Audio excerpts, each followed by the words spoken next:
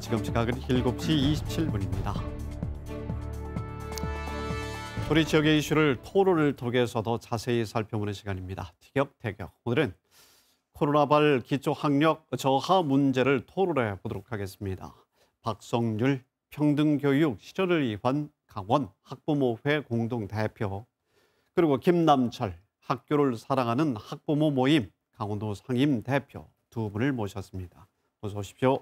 반갑습니다. 안녕하십니까.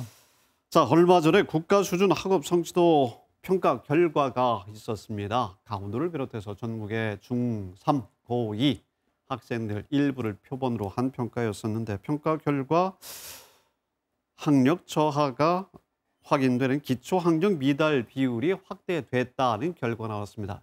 이 결과와 함께 학력 저하 우려에 대해서 두 분께서 어떻게 생각하고 계신지 궁금한데요. 먼저 박 대표님부터 말씀해 주시겠습니까? 네, 말씀하신 것처럼 최근 강원도 교육연구원이 강원대학교에 의뢰해서 실시한 연구 결과 말씀해 주셨는데, 그동안 많이 지적이 됐었던 2년째 온라인 수업으로 인한 학습 공백과 교육 격차 심화가 확인된 결과라고 생각을 합니다. 네. 그런데 좀 눈여겨볼 것은 읍면 지역 같은 경우에는 도시 지역에 비해서 학력 저하의 폭이 낮았다는 것인데요. 예.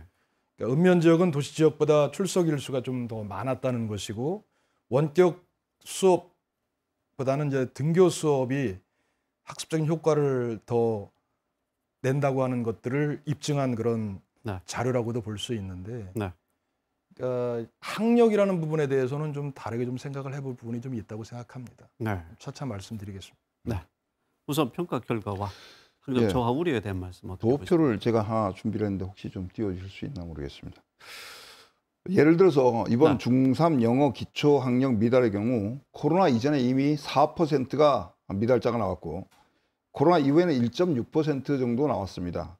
코로나 영향 때문은 아니라고 생각됩니다. 그리고 다른 과목들도 대부분 약 2%를 차지하고 있습니다. 교육계 학력 쇼크라는 오늘 뉴스를 보시면 아실 겁니다. 문제는 현재가 중3 수학, 고2 수학도 13.4%, 거의 13% 넘게 최악이라는 겁니다. 그런데 더 큰 문제가 있습니다. 이게 조사 방식의 차이인데요. 2017년도부터 바뀐 그 3% 표본 조사라는 게 있습니다. 이거 차라리 안 하고 말지 왜 하는지 모르겠습니다. 의사가 진단하려면 아픈 데를 제대로 알아야 되는데, 감기 환자인지 배가 아픈지 알아야 되는데 시험을 안 보고 어떻게 합니까? 학부모도 뭘 알아야지 얘가 학원을 보낼지 그냥 둘지 아는데, 전교조 선생님들 주장대로 그 일제고사를 폐지하고 다리가 부러진 애들한테 그 감기약을 먹이면 애들이 성적을 바닥을 치지 않겠습니까? 그러니까 전수조사를 해야지 3% 표본조사 같은 경우는 말도 안 된다고 생각합니다. 알겠습니다. 자, 지금 말씀하셨습니다만 코로나의 영향도 있습니다만 강원도 학생들의 경우는 그 전부터 코로나 이전부터 기초학력 수준이 심각하게 안 좋았다는 이 지적을 계속해서 해주고 계신데, 이에 대해서 좀 말씀 들어봤으면 좋겠습니다. 김 대표님부터 말씀을 해주시죠. 꺼내주셨으니까. 표 하나 잠깐 다시 한번 준비해 주시고요. 말씀하시죠. 누가 뭐라 해도 그 학력 평가 결과는 서울대 학생들의 보통 입학생 수로 우리가 판단하는데, 춘천시만 해도 수시로 간 학생들 3명 빼고 정시에 1명도 없습니다. 이광재 의원실의 그 자료에 의하면 고3 1000명당 춘천시는 1.47명입니다. 제주도 5.2명보다 못합니다. 그리고 전국 일반고의 그 서울대 평균이 1.09명인데 춘천시가 0.3명입니다.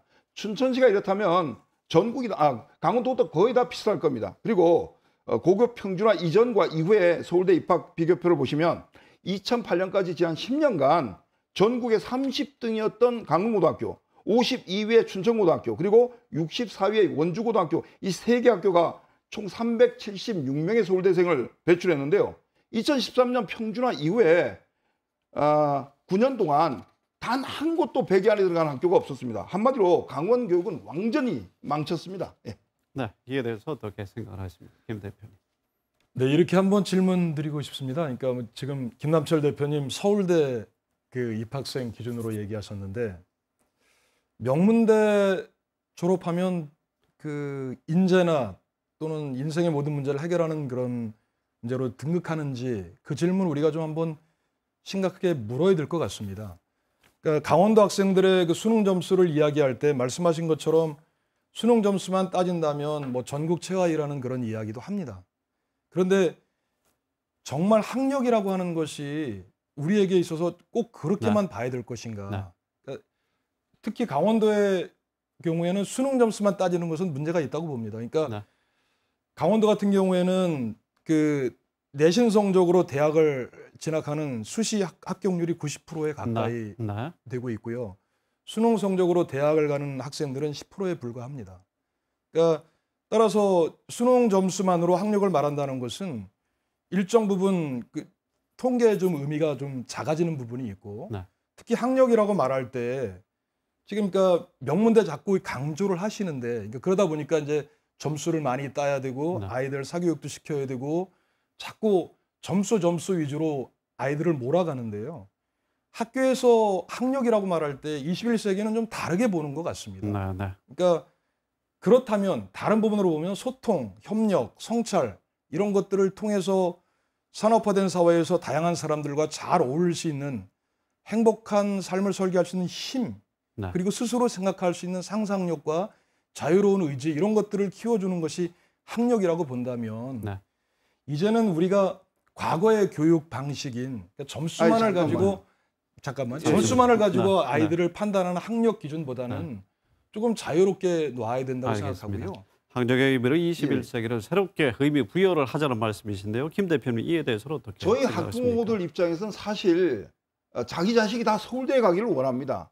지금 저 서울대를 수치상으로 그냥 넣은 것은 다른 일반 대학 진학률이랑 거의 다 비슷하기 때문입니다. 거의 40년 동안 아니 그 이전부터 그래왔을 수도 있습니다. 알겠습니다. 정시로 그렇다면... 지금 30%에서 정부에서 40%로 확대 발표하지 않았습니까? 솔직히 우리 도내 학생들이 97% 수시로 가는데 아주 까놓고 얘기합시다. 정시로 실력이 안 되니까 가는 거 아니겠습니까? 정시로 실력이 되면 다 가죠. 안 되니까 그렇습니다. 그리고 내신 1등급 학생이 붙으면 뭐합니까? 정말로 저기 2차 시험에 수능 최저 등급에서 떨어지는데. 알겠습니다. 그렇다면 시간 때문에 이 기초 학력 저하를 막고 학력을 제고할 수 있는 그 방안. 자, 내년 6월에 지방선거에서도 중요 쟁점이 되지 않겠습니까? 그 방안을 두 분께서 좀 말씀해 주시면 좋을 것 같습니다. 저부터 말씀드리겠습니다. 1분만 설명하시죠. 간단하게 말씀드리겠습니다. 저는 정치가 절대로 교육에 들어와서는 안 된다고 생각합니다. 대부분이 진보니 보수니 하는 분들이 그 정치 색깔을 가지고 교육에 임하기 때문에 이런 사단이 나는 겁니다. 그래서 진보 성향의 정치색을 강하게 가지고 있는 우리 강원도 교육감 같은 경우는 이미 실패한 교육감이라고 생각합니다. 강원 교육감을 하향 편준으로 만들었다고 생각하고 하나 더 말씀드리면 강원교육희망재단 이것도 다 같은 맥락인데 실패한 작품은 이제 없어지고 정말 내 책임이다. 내가 책임지겠다는 교육감이 나왔으면 좋겠습니다. 그러니까 뭐 자꾸 평준화 이야기하면서 그 명문대 이야기만 하는데요. 그러니까 수시로 대학을 지나가는 90% 학생들에게는 수능 점수는 어떤 면에서 무의미하고요. 따라서 수능 점수가 낮았다는 그 이유만으로 강원도 학생들의 학력이 평가절하된 것은 동의할 수 없고요. 만약 새로운 교육감님이 당선된다면 학력이나 수월성 교육보다는 오히려 학교 생활 전반을 강조하고 21세기에 맞는 자유롭고 창의적인 학력을 교육할 수 있는 그런 것을 강조하는 분이 교육감님이 되셨으면 좋겠습니다. 자, 박성률 대표님, 김남철 대표님 두 분의 말씀의 의미를 시청자 여러분께서 다 파악하셨다고 생각합니다. 오늘 두 분 말씀 잘 들었습니다. 네, 수고하셨습니다.